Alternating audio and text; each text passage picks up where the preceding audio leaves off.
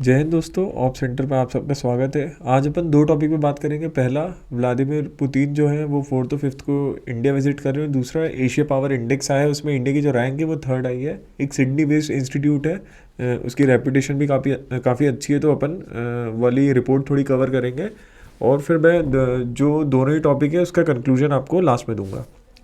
तो सबसे पहले अपन देखेंगे कि जो विज़िट है ये मैं ये तो नहीं बोलूँगा कि हिस्टोरिक विज़िट है, पर इसमें अपन को शायद से थोड़ा सा अपन को शिफ्ट देखने को मिल सकता है। जो भी जैसे मिलिट्री कॉपरेशन तो अपना इंदिरा गांधी के टाइम या फिर थोड़े उसके पहले से भी अच्छा था। पर मेरे को हमेशा से यही लगता है कि जो इंडिया और रशिया की जो रिलेशनशिप है वो मिलिट्री, शिपिंग, डिफेंस, न्यूक्लियर और थोड़ा अगर आप स्पेस सेक्टर में देख लेंगे उतना ही रहेगा, उतना ही रहता है हमेशा से। तो मैं आपको एक आर्टिकल भी दिखाऊंगा, बहुत इंटरेस्टिंग आर्टिकल था, आज के इकोनॉमिक टाइम्स का ही है। तो उसमें भी उन्होंने यही बात करी कि आपको जो थोड़ा माइंडसेट है वो अपना चेंज करना पड़ेगा, कि जो इंडो सोवियत एरा का जो माइंडसेट है उसको हटा के इंडो रशिया आपको करना पड़ेगा। ये अपन अभी आगे डिस्कस करेंगे। तो उससे पहले अपन ये जो MFA रशिया, ये ट्विटर पे एक्स पे इनका पेज है, तो इन्हें यही बताया कि 4 और 5 दिसंबर को जो प्रेसिडेंट पुतिन है वो इंडिया आएंगे और जो नरेंद्र मोदी जी ने उनको इनविटेशन भेजा है। और इसमें ये लिखा हुआ है कि जो पार्टनरशिप है उसको आगे कैसे बढ़ाएंगे। तो इधर मैंने जैसे ये लिखा है कि न्यू टाइज। तो मुझे ये लग रहा है कि इस बार थोड़ा शायद से पोस्चर चेंज होगा। आपका जो न्यूक्लियर, डिफेंस और जो स्पेस सेक्टर है उसके अलावा भी और भी जगह मुझे लग रहा है कि पार्टनरशिप्स आपको देखने को मिल सकती है। जैसे इकोनॉमी हो गई, टूरिज़्म हो गया, और जो आपका अब इंटेल शेयरिंग का तो वैसे बहुत पहले से चल रहा है। पर मुझे लग रहा है कि जैसे चाइना से भी डी रिस्क करना है रशिया को, तो अगर चाइना पे अगर रशिया को इंटेल चाहिए हो इंडिया से तो वो भी इंडिया प्रोवाइड कर सकती है। फिर शिपिंग सेक्टर में अभी जैसे उत्कर्ष ने भी एक वीडियो बनाया, मैंने बनाया था मैरीटाइम रेवोल्यूशन का, तो उसमें भी अपन को यही देखने मिला कि अपन को अब शिपिंग सेक्टर में आगे बढ़ना है, तो उसमें अपन रशिया की मदद ले सकते हैं। तो अभी जैसे मैं आपको इधर आगे दिखाऊंगा कि जो की पॉइंटर्स हैं वो ये है कि जो Su-57 है 5th जनरेशन, अपन को अभी ऑपरेशन सिंदूर में भी समझ में आया कि जो अपने पास एयर पावर है वो तो काफ़ी अच्छी है। मतलब पाकिस्तान और ये बांग्लादेश, म्यांमार, इनको तो अपन ऐसे ही निपटा सकते हैं। पर जो अगर अपन को चाइना से अगर अपनी वॉर होगी तो अपन को 5th जनरेशन फाइटर जेट्स की ज़रूरत है। या तो आप ये कर सकते हैं कि सुपर सुखोई भी, अब जैसे वो 4th जनरेशन है तो वो सुपर सुखोई होकर 4.5 हो जाती है। फिर रफाइल है वो 4.5 जनरेशन उसको मानते हैं, उसको भी आप अपग्रेड कर लेंगे थोड़ा, तो वो 5th जनरेशन तो नहीं बोल सकते पर ऑलमोस्ट 5th उसको बोल सकते हैं, वो उतना पहुंच जाएगा। पर अपन को प्रॉपर एक 5th जनरेशन फाइटर जेट चाहिए जो आगे जाके उसको 5.5 जनरेशन अपन अपग्रेड के बाद अपन को वो मिल जाएगा। तो यही चीज़ है कि अगर एक दो स्क्वाड्रन अगर अपन को Su-57 की मिल जाए 2027-28 तक, क्योंकि जिस हिसाब से आपने डी एस्केलेशन किया है चाइना की बॉर्डर पे भी, तो वो आपको अगर आप इकोनॉमी और ट्रेड पे देखेंगे और जैसे साइबर अटैक्स हो गए इन सब पे, तो वो आप पे अटैक करते ही रहेगा। पर ये कम से कम आपकी जो बॉर्डर है एक साइड की ऑपरेशन सिंदूर के बाद दूसरी साइड की बॉर्डर भी काफ़ी स्टेबल मेरे को नज़र आ रही है कि थोड़े टाइम तक कम से कम बॉर्डर पे कुछ भी कंफ्लिक्ट नहीं होगा। चाइना के साथ तो होगा नहीं, पाकिस्तान से भी ये उम्मीद है कि नहीं हो। तो ये चीज़ है कि आपको 2028-29 के पहले 2 स्क्वाड्रन 5th जनरेशन की आपको लगेगी, या तो फिर आप 3-4 स्क्वाड्रन रफाइल की खरीदिए। तो ये आपको ट्रेड ऑफ इसमें करना पड़ेगा। तो पहला टॉपिक तो ये है कि Su-57। दूसरा ये है कि S-500 और S-400 इन दोनों की बात होगी कि हमें कम से कम दोनों की 5-5 बैटरीज और चाहिए पड़ेगी। फिर Su-30 MKI अपग्रेड, इसकी भी बात करनी है। जैसे अपनी नासिक में फैसिलिटी HAL की, तो उधर पे जो Su-30 MKI है उसके अपग्रेड्स के लिए कि और जल्दी हमें उसके अपग्रेड्स मिलते जाएं ताकि और तेज़ी से इंटीग्रेशन हो, क्योंकि अपने पास Su-30 MKI बहुत सारे हैं। तो ये चीज़ अपन को इस पर ध्यान रखनी पड़ेगी। फिर यही है कि जो मैं आपसे बोल रहा हूँ कि हमेशा यही होता है कि आप बोल देते कि हाँ हमें इतने बिलियन डॉलर का 2014 में बोल देते कि 2020 तक इतना करना है, 2025 तक इतना करना है। अभी भी इसमें बोला है कि 2030 तक 100 बिलियन डॉलर हमें जो बायलैटरल ट्रेड है वो करना है। पर मैं ये बोलूँगा कि आप ये बड़े बड़े टारगेट रखने से अच्छा है कि आप इकोनॉमी में पार्टनरशिप करिए। अगर उधर के कुछ स्टार्टअप्स हैं, कुछ टेक है, वो इधर पे आ सके। स्पेस सेक्टर में हो गया, जैसे इजराइल के साथ मैं देख रहा हूँ कि स्पेस सेक्टर और डिफेंस सेक्टर में बहुत सारे स्टार्टअप्स हैं जिनका टाइप हो रहा है। वैसे ही आपको रशिया के साथ भी करना चाहिए कि उनकी स्पेस टेक्नोलॉजी थोड़ी सी पुरानी है पर अपन से तो आगे ही है, तो आपको उसमें उनका फ़ायदा लेना चाहिए। न्यूक्लियर कैपेबिलिटी, अब जैसे बोल रहे हैं कि बिल आने वाला है, उसमें आप बताएंगे मतलब अभी मोदी गवर्नमेंट यही वाले विंटर सेशन में बिल लेके आने वाली कि न्यूक्लियर सेक्टर प्राइवेट सेक्टर को हम देने वाले हैं, मतलब वो खोलने वाले हैं। तो उसमें ये हो सकता है कि रशिया से कुछ स्टार्टअप हो, वो इंडियन स्टार्टअप के साथ कुछ मिल के जो न्यूक्लियर कैपेबिलिटी है इंडिया की उसमें कुछ काम कर पाए। तो यही चीज़ है कि आपको इधर देखना पड़ेगा, टूरिज्म देखना पड़ेगा कि अगर आप वीडियोस भी देखें कि जो यूएसए है, आप बहुत सारे रील्स तो मैंने भी देखी है कि जो रशिया का मेट्रो रेलवे सिस्टम है वो यूएस और इवन यूके हो गया, फ्रांस हो गया, उससे काफ़ी हद तक अच्छा है। तो आपको ये देखना पड़ेगा कि आपका टूरिज़्म कैसे आप बढ़ा सकते हो कि आप जो इतने सारे डॉलर्स दे रहे हो या फिर इवन जो आप यूरोज़ या फिर पाउंड्स दे रहे हो यूरोप और यूएस में घूमने के लिए, वो आप रशिया में कैसे डाइवर्ट कर सकते हो। तो आपको वो भी इस पर ध्यान देना पड़ेगा कि टूरिज़्म एक बहुत अच्छा सेक्टर है। रशिया से इधर बहुत सारे टूरिस्ट आ सकते हैं, ये भी आप एक सेक्टर आप इसमें भी देख सकते हैं। दूसरा आपको ये देखना पड़ेगा कि जो शिपिंग सेक्टर है उसमें अपन कैसा फ़ायदा उठा सकते हैं, क्योंकि रशिया भी कंटेनर शिप्स में बहुत आगे है। तो आपको ये 3-4 चीज़ें अगर आप देख लेंगे, अगर आप $100 बिलियन नहीं भी करेंगे बायलैटरल ट्रेड पर, आपको ये वाली जो इकोनॉमिक सेक्टर है आपको इसमें ज़रूर ध्यान देना चाहिए। क्योंकि आपको 2047 तक अगर आप, मोदी जी बोल भी रहे हैं कि 8% जीडीपी ग्रोथ रेट चाहिए, तो आपको इधर से ये 0.5% करके इधर से जीडीपी ग्रोथ में आपका किक आता है कि 8.5% फिर 9%। आपको यही वाले सेक्टर से टाई अप करके आपके एक्सपोर्ट्स बढ़ेंगे। आपका जो इंटरनल सिक्योरिटी में बहुत सारे मेजर्स अगर आप लेंगे, अगर आपका न्यूक्लियर कैपेबिलिटी अच्छी रहेगी तो इंटरनल सिक्योरिटी अच्छी रहेगी, सरकार को उतना खर्चा नहीं करना पड़ेगा विजिलेंस पे। तो ये सब मतलब इसके बहुत सारे इफेक्ट्स रहते हैं, वो अपन किसी दूसरे वीडियो में आगे ज़रूर बात करेंगे। फिर ये कि linking India's domestic payment network RuPay with Russia's domestic payment network Mir. तो यही है कि जो रुपए है, अभी आप देख रहे होंगे कि मेरे ख्याल से मेरे को उतना ध्यान तो नहीं है, पर बहुत सारी कंट्रीज़ के साथ जो रुपए पेमेंट है अपन यूपीआई कर सकते हैं। तो वही अपन अब रशिया के साथ भी करना चाह रहे हैं, क्योंकि यही हुआ था कि जब यूक्रेन में इन्वेजन जो हुआ था, रशियन इन्वेजन यूक्रेन का, तो उसके बाद यही चीज़ थी कि जो जितना भी रूबल था वो बहुत सारे यूरोपियन और जो वेस्टर्न बैंक्स हैं उनने उसको रोक लिया था और फिर इन पे सैंक्शंस लगाए कि फिर यही था कि आपको इंडियन रुपी जिसमें उतनी लिक्विडिटी नहीं, आपको उससे ट्रेड करना है युआन में, तो तब भी आपको लिक्विडिटी मिल जाती है, पर इंडियन रुपी में उतनी लिक्विडिटी नहीं रहती है।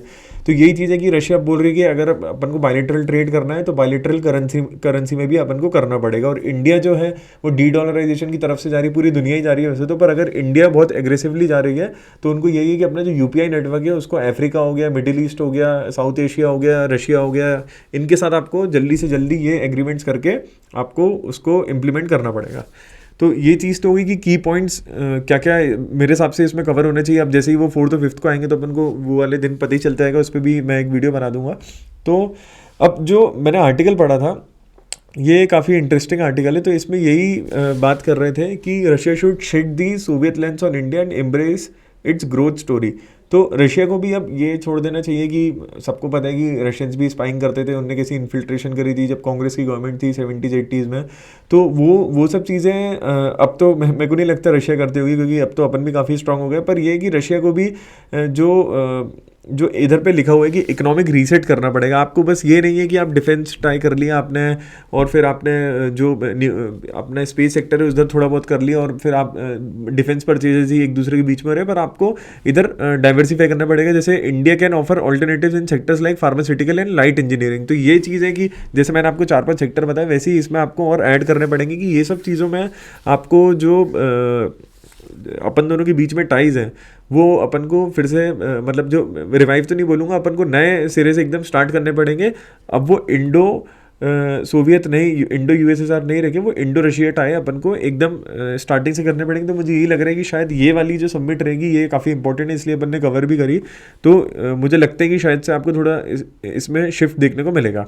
फिर जो अपना सेकेंड टॉपिक था वो था एशिया पावर इंडेक्स।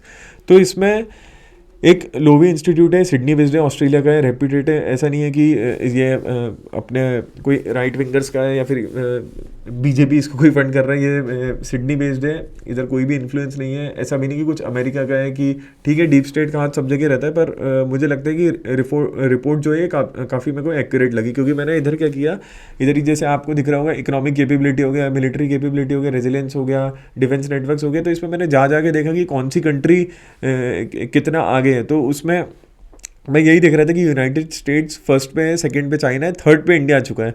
और जापान फोर्थ पे है, और जो रशिया है वो फिफ्थ पे है। तो लोगों का यही है बोलना कि इंडिया थर्ड पे कैसे आ सकता है। तो आपको ये समझना पड़ेगा कि अपन के पास एक तो पॉपुलेशन बहुत ज़्यादा है, फिर अगर आप डिफेंस में भी देखोगे तो मुझे नहीं लगता कि अगर आप इसमें भी अगर आप मिलिट्री कैपेबिलिटी जाएंगे तो इंडिया उस पर फोर्थ पे आ जाता है, क्योंकि रशिया थर्ड पे आ जाता है। तो आपको यही देखना पड़ेगा कि अब जैसे जापान है, जापान के पास उतनी इकोनॉमिक ग्रोथ नहीं है। जैसे अगर आप इधर देखेंगे इकोनॉमिक कैपेबिलिटी, तो उनके पास कैपेबिलिटी तो है पर उनके पास ग्रोथ नहीं है। अब मिलिट्री कैपेबिलिटी भी जापान की इंडिया जितनी नहीं है, तो इंडिया जापान से ऊपर रैंक करता है। फिर रेजिलियंस में देखेंगे तो इंडिया काफ़ी नीचे आता है। फ्यूचर रिसोर्सेज में देखेंगे कि अपने पास रिसोर्सेज बहुत ज़्यादा है, तो इंडिया फिर उसमें ऊपर रैंक करता है। तो ऐसी करके इनने पूरा ये इंडेक्स कैलकुलेट किया है, और जो यूनाइटेड स्टेट्स है वो 80 पर है, चाइना 73, इंडिया 40 पे है, और जो जापान है वो 38 पे, और रशिया 32 पे। तो आपको इधर पे आपको देख भी रहे होगे कि जो रशिया उसने ऑस्ट्रेलिया को रिप्लेस कर दिया है। तो आपको ये देखना पड़ेगा कि जो अपना इन्फ्लुएंस है, अगर आप डिप्लोमेटिकली भी देखेंगे, ग्लोबल साउथ में भी देखेंगे, अगर आप मिलिट्री वाइज देखें, इकोनॉमी देखें, 8.2% अभी जीडीपी ग्रोथ रेट आया है। अब अपन जो इंटरनल सिक्योरिटी अपन उस पर भी ध्यान दे रहे हैं। आप रिफॉर्म्स भी देखेंगे, इकोनॉमिक रिफॉर्म्स, मेरे हिसाब से इकोनॉमिक रिफॉर्म्स और होने चाहिए। पर मुझे ऐसा लगता है कि अभी जितनी पेस पे हो रहे हैं, जो अभी थर्ड टाइम है वाली गवर्नमेंट का, वो बहुत ही तेज़ी से इकोनॉमिक रिफॉर्म्स कर रहे हैं। 1-2 साल में आपको और तेज़ी से बहुत सारे बिल्स आपको विंटर और समर सेशन दोनों में ही आपको पारित होते हुए दिखेंगे। फिर कल्चरल इन्फ्लुएंस, उसमें इंडिया टॉप पे आता है, मतलब अपन से बड़ा कल्चर तो शायद से किसी कंट्री का होगा इस दुनिया में। तो आपको यही देखना पड़ेगा कि जो ये रिपोर्ट है इसमें जो इनने पॉइंट्स दिए हैं कि जो टॉप एशियन पावर है उसमें जो ओवरऑल रैंकिंग है उसमें आपको ये 2-3 चीज़ें मैं आपको पॉइंट्स बता देता हूँ कि इंडिया ने एक तो मेजर पावर में ये ब्रेक किया, टॉप थर्ड पे आ गई, ये बहुत बड़ी बात है। पर इसमें इन लोगों ने थोड़े नेगेटिव पॉइंट्स भी बताए कि जैसे आप इधर पे देखेंगे, India remains a top Asian power but its overall ranking declined, showing slower power growth compare to regional competitors. तो ये इधर ये चाइना की बात करना चाह रहे हैं कि जो चाइना है उसका जो मिलिट्री है, स्पेस टेक है, जो एआई है, उसमें वो बहुत ही आगे है। तो आपको उससे कम्पीट करने के लिए आपको बहुत ध्यान देना पड़ेगा। ये मैंने इधर पे बस नेगेटिव पॉइंट से लिखे हैं, आपको ये देखना पड़ेगा। तो जो दूसरा पॉइंट है कि इकोनॉमिक कैपेबिलिटी, इसमें भी उन लोग ने, इसमें मैंने सारे नेगेटिव पॉइंट्स इसलिए डाले क्योंकि अपन को सेल्फ एनालिसिस भी करना चाहिए कि अपनी जो इकोनॉमी, अपनी जो कंट्री, उसमें क्या प्रॉब्लम है।